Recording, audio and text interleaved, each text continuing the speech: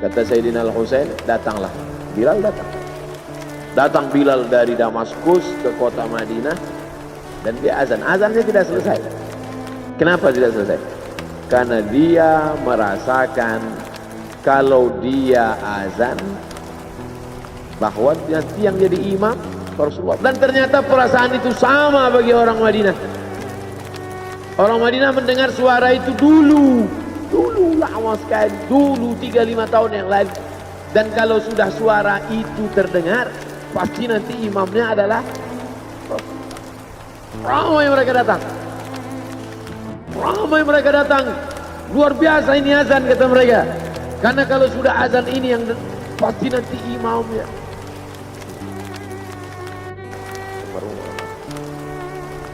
Al-Fatihah. Alhamdulillahirrahmanirrahim. Ar-Rahmanir-Rahim. Maliki yaumiddin. Iyyaka na'budu wa iyyaka nasta'in. Ihdinas siratal mustaqim. Siratal ladzina an'amta 'alaihim ghairil maghdubi 'alaihim waladdallin. Amin. Allahumma ighfir lahu warhamhu wa'afihi wa'fu anhu wa akrim nuzulahu wa wasi' madkhalahu waghsilhu bil ma'i wal thalji wal barad wa naqqihi min al khataaya kama yanqqa thawbul abyad min ad-danas wa abdilhu daran khairan min darihi wa ahlan khairan min ahlihi وقه من فتنة القبر وعذاب النار اللهم لا تحرمنا أجره ولا تفتنا بعده واغفر لنا وله ولإخواننا الذين سبقونا بالإيمان ولا تجعل في قلوبنا غلا للذين آمنوا ربنا إنك رؤوف رحيم اللهم اجعل أهله وتلامذته وطلابه من الصابرين الذين إذا أصابتهم مصيبة قالوا إنا لله وإنا إليه راجعون اللهم اجعل أبناءه وبناته من الصالحين والصالحات واحفظهم من كل سوء وشر اللهم اجعل هذا المعهد الذكر معهدا عظيما مباركا تخرج منه الطلاب والطالبات من المجاهدين والمجاهدات في سبيلك بأموالهم وأنفسهم اللهم احفظهم من الظلمات اللهم أخرجهم من الظلمات إلى النور اللهم وفقنا لما تحبه وترضاه اللهم اجعل أبناءنا وبناتنا من حفاظ القرآن والحافظات اللهم اجعل قبره روضة من رياض الجنان لا تجعل قبره حفرة من حفر النيران وصلى الله على سيدنا ومولانا وشفيعنا وذخرنا محمد وعلى آله وصحبه وسلم والحمد لله رب العالمين. Kalau sayang dengan almarhum, hidupkan majelisnya, ramaikan, bangkitkan semangat, tunjukkan kepada Allah Subhanahu wa taala bahwa kita cinta. Sab'atun yudhilluhumullah, 7 orang yang dapat naungan yauma la illa dhilluh, hari itu tak ada naungan kecuali naungan Allah. Rajulani, 2 orang tahabba fillah, berkasih sayang karena Allah, ijtama'a alaih, bersama karena Allah, wa tafarraqa anhu. Saya berharap saya dengan almarhum, saya dengan Abah Raud, saya dengan para sahabat termasuk yang mendapatkan naungan ini. Saya dengan almarhum tak ada hubungan kepentingan, kami tak ada hubungan politik, kami tak ada hubungan ekonomi. Kami murni karena la ilaha illallah Muhammadur Rasulullah. Alaiha nahya, dengan itu kami hidup. Wa alaiha namutu, dengan itu kami mati. Wa biha nub'atsu insyaallah, dengan itu juga nanti kita akan dibangkitkan. Sayang dengan Nabi, hidupkan masjid-masjid. Sayang dengan ulama, hidupkan majelis-majelisnya. Jaga peninggalan-peninggalannya. Lanjutkan perjuangannya. Itu bukti sayang. Sayang bukan di tepi bibir, sayang bukan basa-basi. Oleh sebab itu kita akan dituntut di hadapan Allah tentang nikmat besar ini. Mudah-mudahan kita lulus ujian dunia, ujian akhirat. Amin ya rabbal alamin. Terima kasih segala perhatian. Mohon maaf segala kesilapan dan kegelapan. Jangan lupa salat sunat isyraq 2 rakaat. Terima kasih. Wassalamualaikum warahmatullahi wabarakatuh.